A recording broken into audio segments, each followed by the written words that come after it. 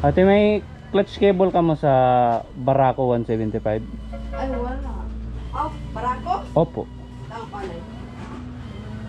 Katski, poligwa.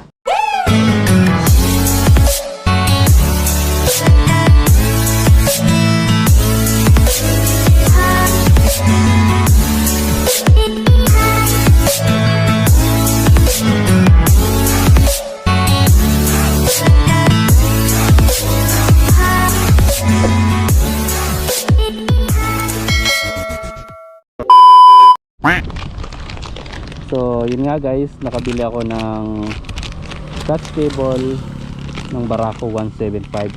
So sa mga nagtatanong dyan guys, so pwede po ito sa ating motor sa Rider 150. Lalong lalo na kung yung clutch lining nyo guys ay naka racing, yung sa pits bike. So yun po yun guys.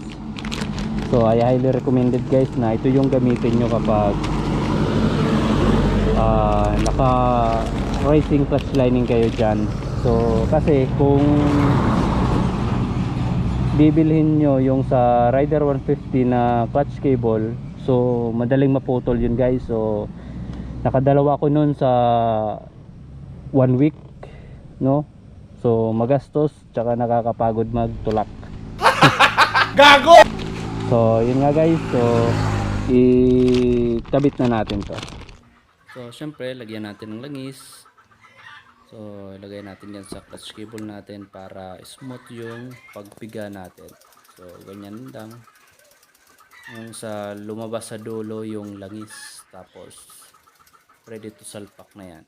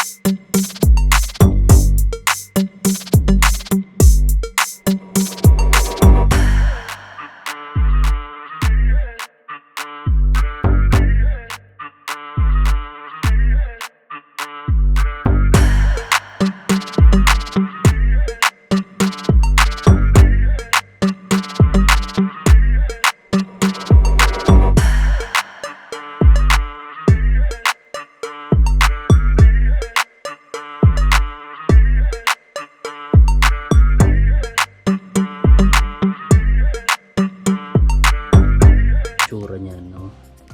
So nilagay ko lang dyan, siningit ko, tapos gawan nyo na lang ng paraan yan. So dapat straight yan para malambot, no? Yan, no? Tapos i-bend nyo lang dito. So yun, so try natin mamaya. So ito guys, tapos na nating ma-install ang ating clutch cable, yung sa Barako.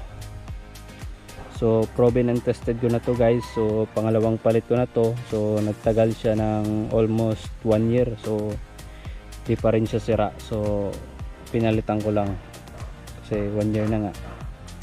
So yun lang guys, para sa mga naka pits bike dyan. So ito yung kasagutan para hindi kayo maputulan. So yun lang guys. So shoutout nga pala guys kay J. Cardenio,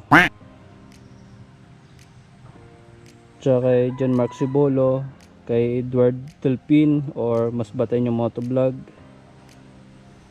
Yan lamang guys. So salamat sa panonood.